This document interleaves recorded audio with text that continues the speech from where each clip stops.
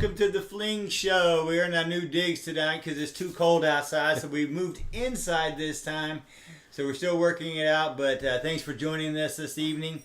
We have some wonderful things to go over this weekend. Mainly, we're going to start off with really quickly is going to be the Southern Star Duo. Takes place this Saturday. Everybody for our team is pretty much already signed up for it. It's a one-day event, 2 rounds, Lily in McDade. And most importantly, afterwards, they're going to be having the awards ceremony, and they're going to be having the new cabinet members announced for the Northside Chain Gang, and that's going to be held at the Southern Star Brewery right after the final round is completed. So y'all please come join if you can. If not, I do believe that we're going to be doing some live coverage from there to get that to you, to see who all won the awards and who's won the Southern Star, and also the announcement for that cabinet member. But we had some fun information kind of just pop up this weekend, and I'm going to turn it over to Mr. Himmeline, and he can give you the information about kind of what transpired this week. So what's going on there, David? Oh, I was messaged from Texas disc golfer, great disc golfer, one of the best in Texas, and now he lives in Louisiana. Miles Seaborn messaged me and invited me to this tournament, a special little gem of a course in Timpson, Texas. Right outside Nacogdoches. Right, real close to the border. Basically, it's Nacogdoches land. It's about 30 minutes. In fact, Miles said 31 minutes from Nacogdoches, from the pecan course. I think that's what he said. He did. But anyway, we got a nice little interview with him last night, and we're going to roll that for you to check that out. I want to backtrack, first of all. Is this your first open tournament? Oh, you're already going to go there. It is actually, yes, I am. Actually, this is my Congrats. first. I appreciate All that. right. I finally Stepping up. I've taken everybody's advice, as many people we've interviewed, along with the things that you've said, but pretty much to a man, everyone who's interviewed said, you got to test yourself against the best and go into the open. And I'm proud of you, man. I appreciate that. So I'm looking forward to it. So yes, I am in the open, but I'm only in the 50 and over open. I didn't bite off too much. It's still a lot to bite off, trust me, but I look forward to it. Well, congrats. It's good. Well, we had a good time. I love talking with Miles. Mm-hmm. We hit on some subjects, and I'm not sure if it's on the clip because we went on, and we're going to have Miles back on and talk some more, especially after this tournament. I'm looking forward to it.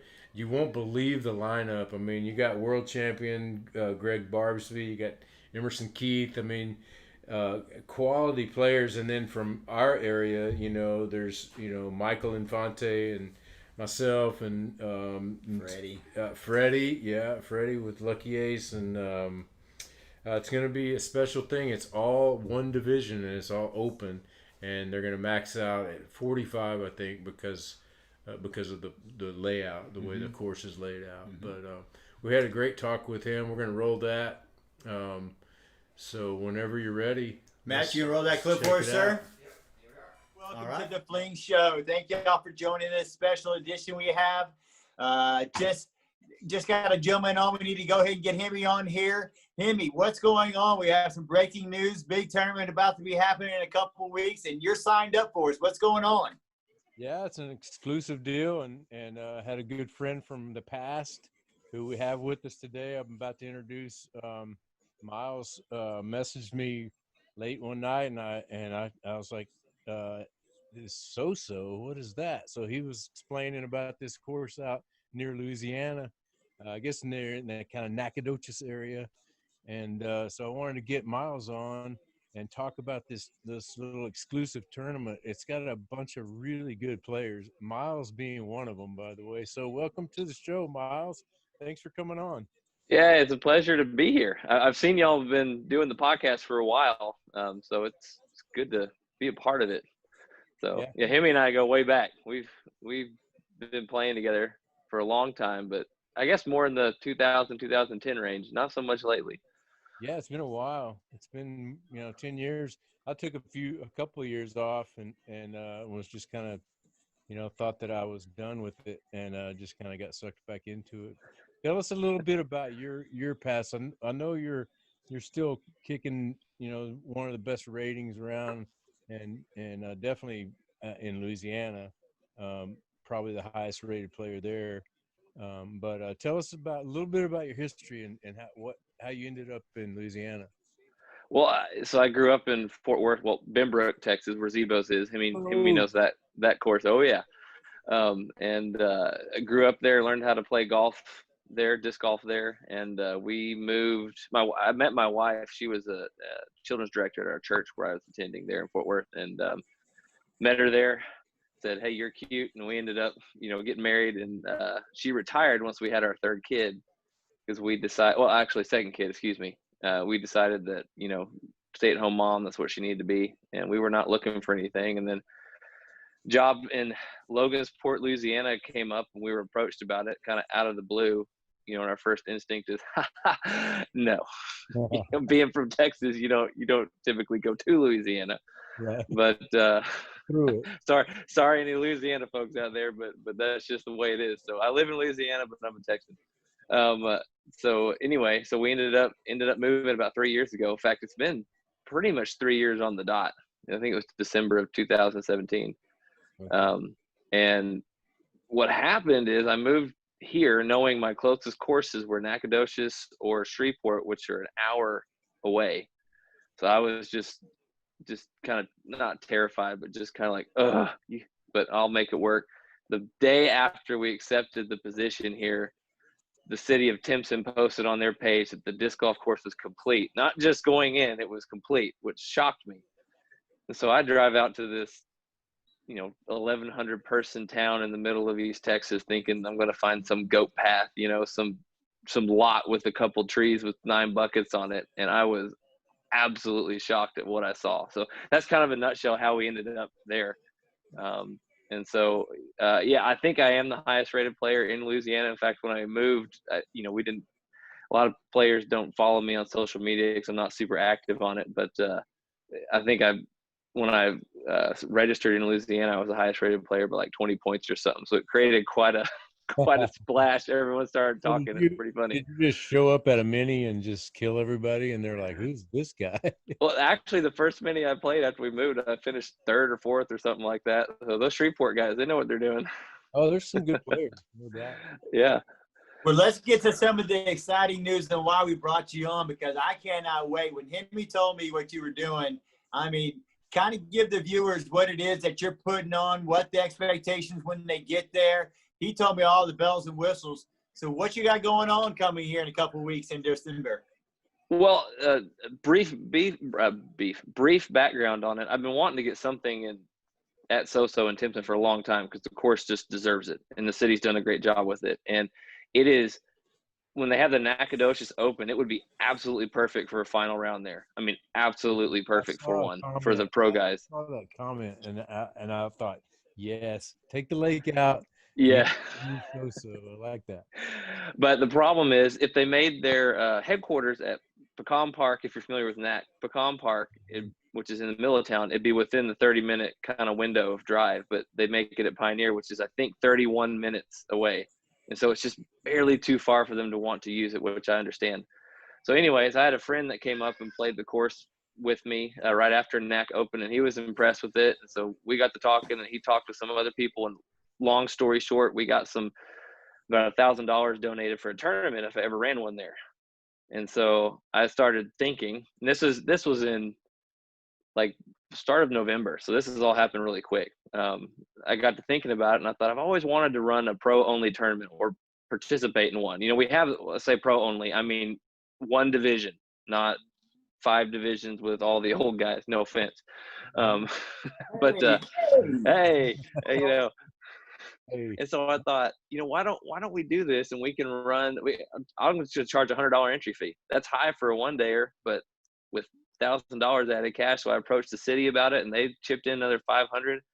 I've got whole sponsors going. We're gonna be pushing $2,000 added cash to this thing, $100 entry fee, and because it's one thing that makes SoSo unique and why you haven't seen it any other tournaments there is because it's actually only 9 baskets.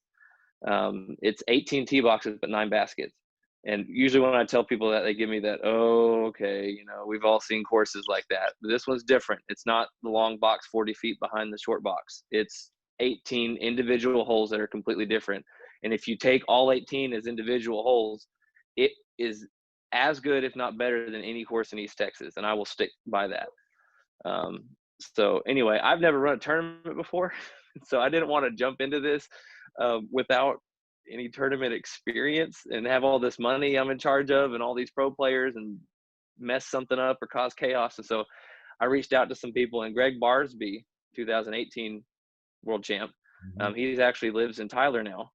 And he and his partner Casey, they're helping me out with it. So they're doing some of the back end work because they've run tournaments before, and I'm taking care of course prep and sponsor stuff and the PayPal side of things. And so together we're putting this thing on, and so it's been big. But because there's only 45 players, I said I can't just open it up because then everybody will come. So I decided to do invitation only.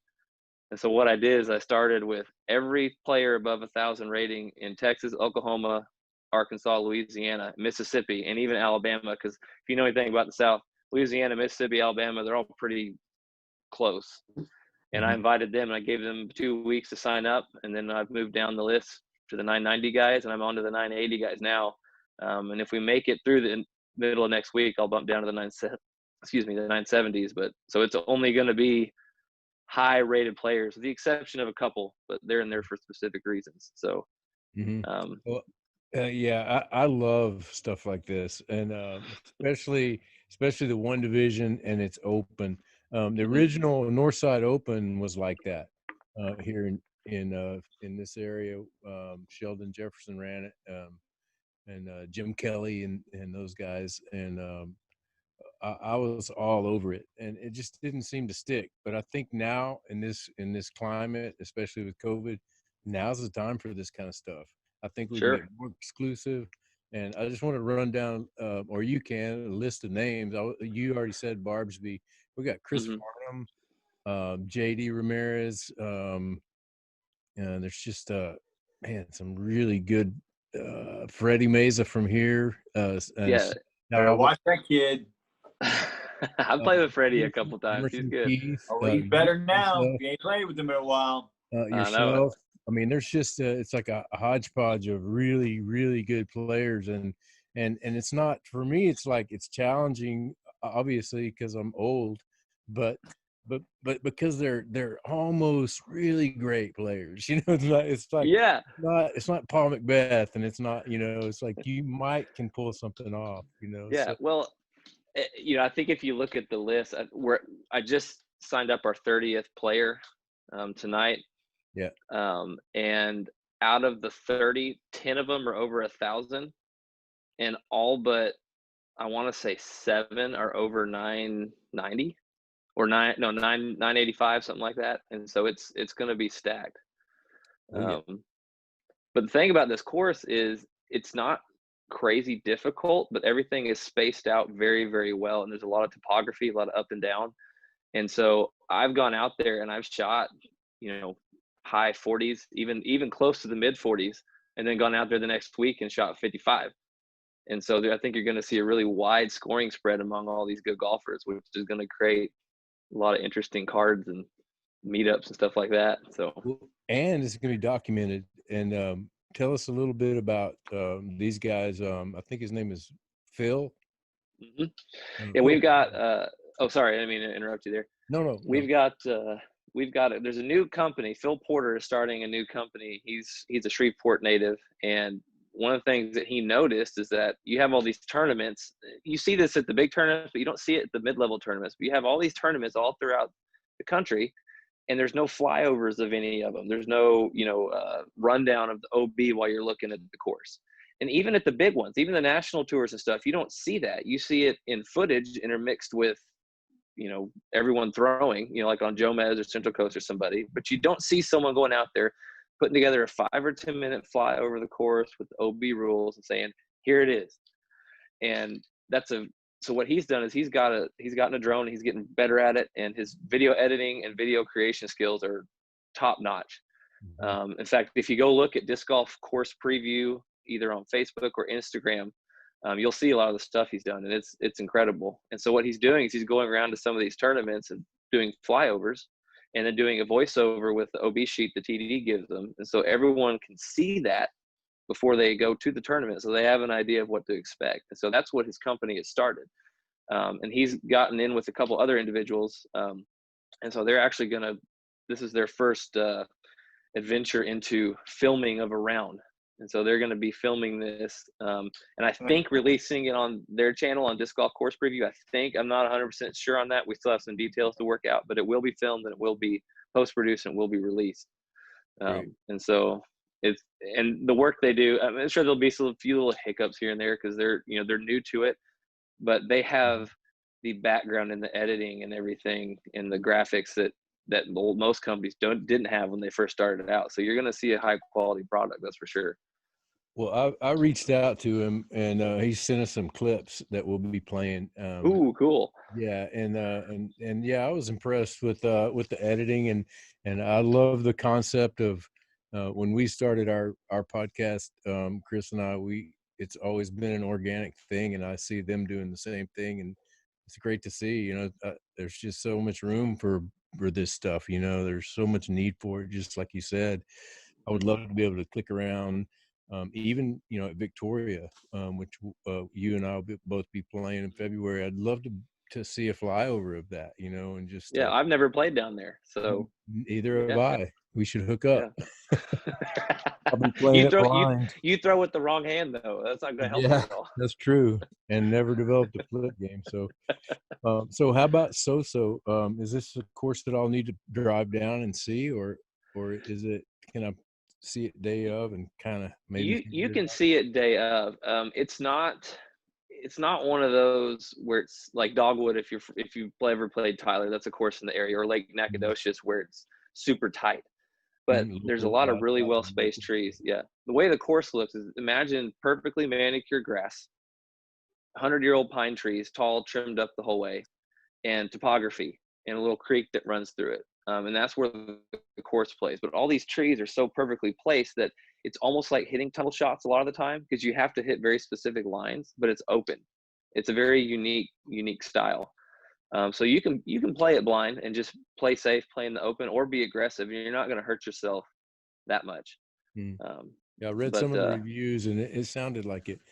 You're not going to lose your stuff. You're not going to throw it in a big pond, and so it's kind of it sounds like a kind of place you could kind of show up and do some damage. You for sure could. And a lot, if you look at the distances, a lot of them are misleading, because you think, oh, it's decently long, but it's not bad. But a lot of the 360, 390 foot holes are 20 feet uphill, so they play a lot longer, and they're very difficult twos. And so there's several tweener holes, which will be the separators between the guys that win and the guys that don't.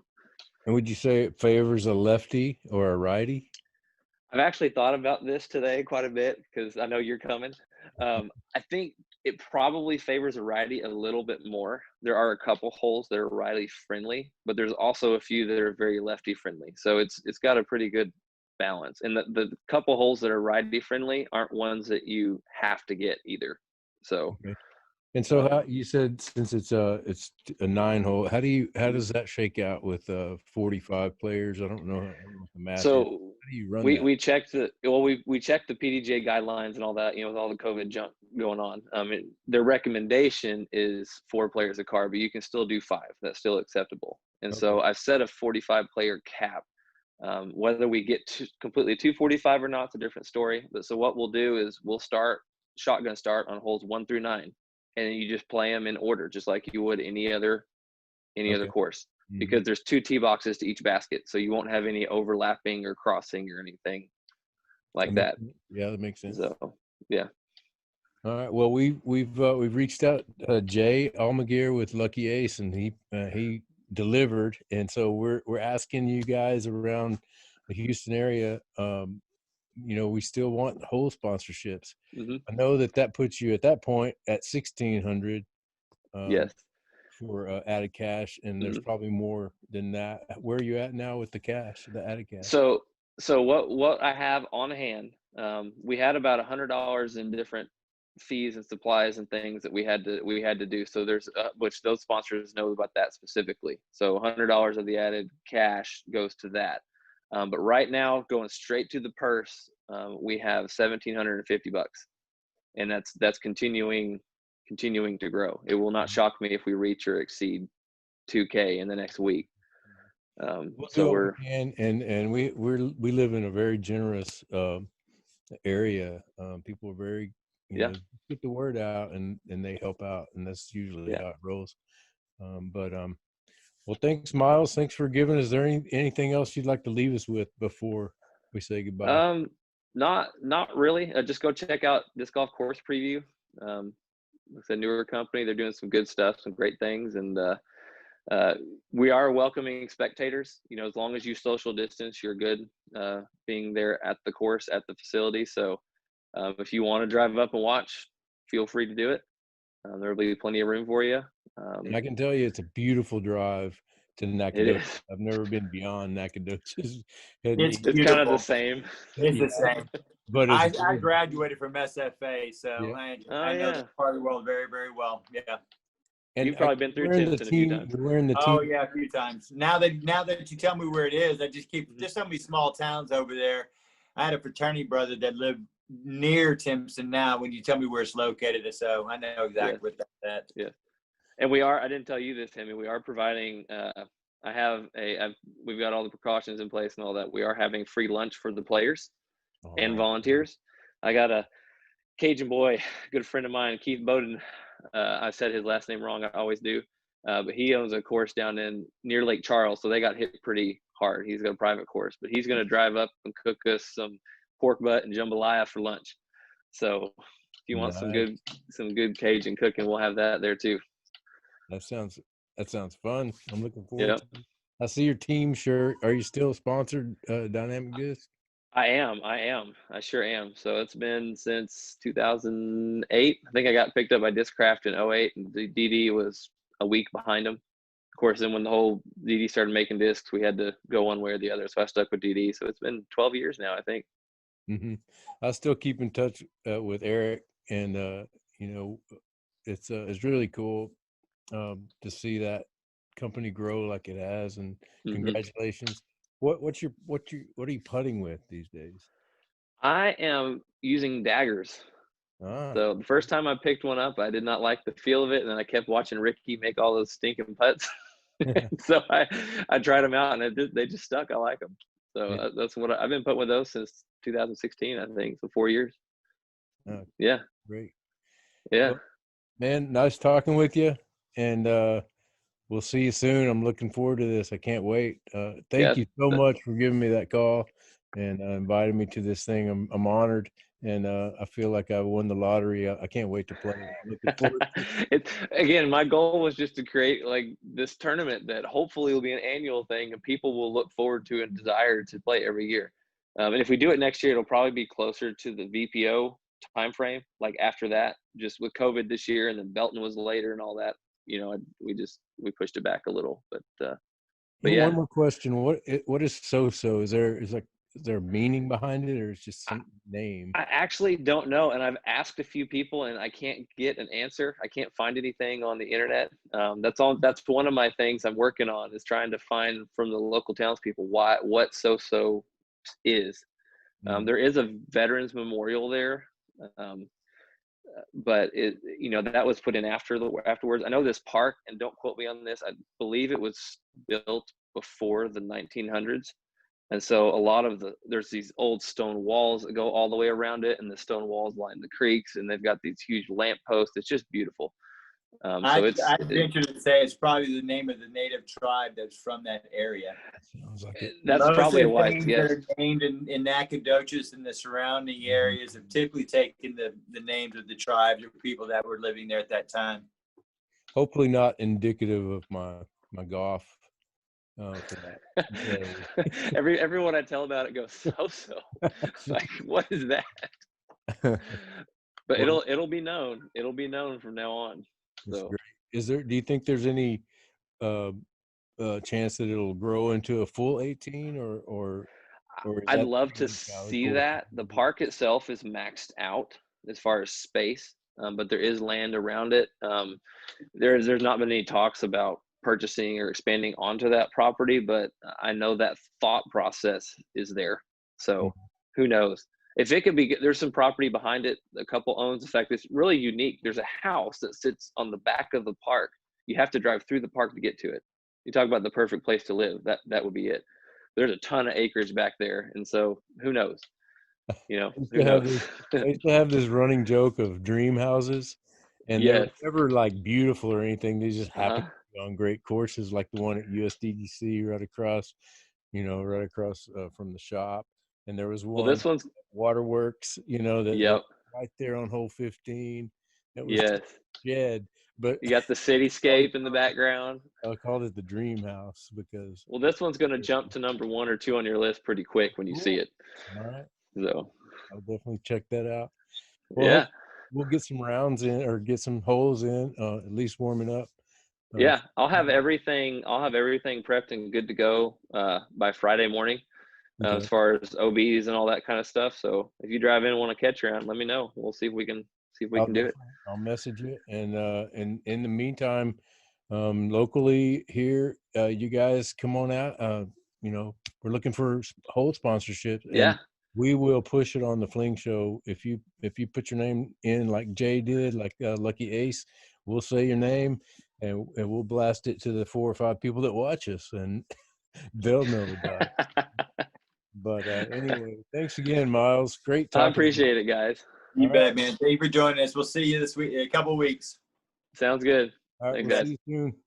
Bye. Peace. Thanks, Miles. Appreciate it. Man, that was still too short. Even as long as that was, when we were done, I wasn't done. I wanted to continue the conversation with him. Thank goodness he's agreed to come back on the show. You kind of had a little caveat on him coming back to the show, which means that you have to be in the final card, then he has to win it. Hey, so hopefully, if that happens at this tournament, I'm going to be extremely happy. I mean, there's some talent. there is some talent, but I foresee him winning it, him coming in second, so we get to interview him anyway. But it was a pleasure meeting Miles, that's for sure. What do you think? Oh, thanks. I haven't seen Miles in 10, 11 years or so, and when I was first starting to play tournaments, I think that's about the time Miles was, even though he's younger than I am. And then he just, his first tournament was, like we said, 956, his first rated round. And then he was just up from there at one point, 1030, which probably put him in the top 10. I don't know. Miles probably knows where he was at as far as a power rating or whatever they call that. But great player, and he's the guy to watch on this course, according to him, because he's played it 800 times. Well, he did give us a little insight. He said that Barnsby had been up there to play one time blind, and he's played like 400 times. So he's going to have a slight home course advantage. But I do look forward to seeing the competition, that's for sure. We're going to have a little live coverage. I'm going to go down there with Hemi, or up there with Hemi, and we're going to check out that course. We should be posting some some video footage, drone video footage of the course. Beautiful down there. Look for that. We'll be posting you went to college there. Yeah. But just the drive, I'm looking forward to the drive down there through those tunnel trees on the way to Nacogdoches, and I'm not sure if we go through Nac or how you get there, but I'm excited. I'm ready to get on the road. It's time. Well, he's been putting his practice in, that's for sure. Putting it in, getting his time. Once he got sponsored, he's been taking it serious. That sponsorship has really lit a fire underneath him. Right. That's for sure. Thank you, Travis. Thank you, Gorilla, and all you guys. It's definitely encouraged me to get out there and practice a lot, and especially putting. Mm-hmm. Well, we're not going to keep you much longer, folks. We're going to all see you live this Saturday at the Southern Star Duo. Before we leave y'all tonight, we do have a small little clip for our next week's show. Him and I, one of the things that we've been preaching this whole time is sponsorship. And while Hemi's gotten picked up by Gorilla, there has been plenty of other movement in the North Side chain gang area, in the North Side area in general, of people being sponsored. And one of those groups that are sponsoring a lot of new people is this great guy, Jay Almager with Lucky Ace Disc. He's put together a wonderful team. We've got a small clip for you to watch. preview for next week's show. I hope y'all will enjoy it. But until then, Hemi, I cannot wait to see how you do this weekend. Hey, thanks. Good work on this clip. I was entertained. I love this old school kind of sports commentary that you're doing. It's really fun. And some great shots. Yeah. Really great putting. All good shots this time, everybody. I took care of y'all. No tree hits. No tree hits in this one. Right. But I do look forward to it. Can't wait to see you guys this weekend and see what's going to happen for this tournament, because you got a loaded field again this weekend. You got your hands full, that's for sure, in that open field this weekend at Southern Star. So good luck to you all. We'll see you out there. Sean, Gary, and Meredith, we're thinking about you, and sorry you couldn't be here today. We completely understand. Prayers to you and your family. We love you all. You know that. So we're here for you anytime. Until next time, though, we're going to run this clip. Y'all have a great night, folks. Thanks for watching. Peace. Peace. Be good to each other. Well, folks, look how lucky we are. No pun intended. The new Lucky Ace team. We're going to get to meet them this week. Mr. Freddie Meza leading it off. What an incredible player he is. Our 2020 McKinney Match Play Champion.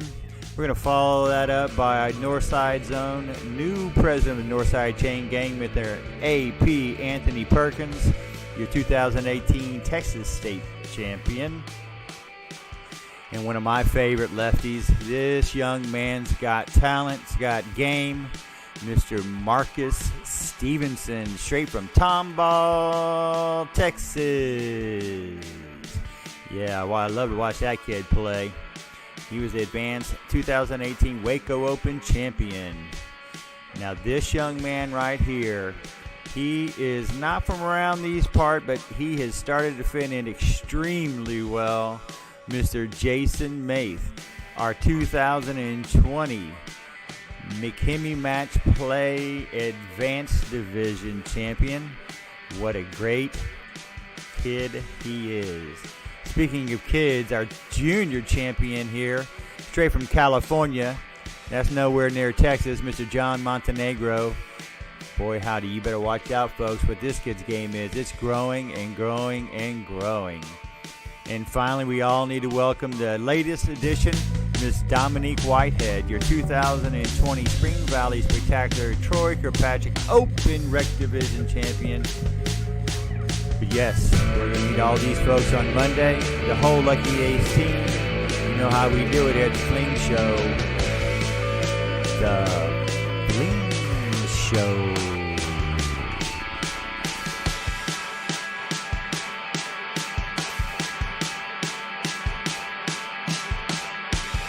That's all, folks. The end.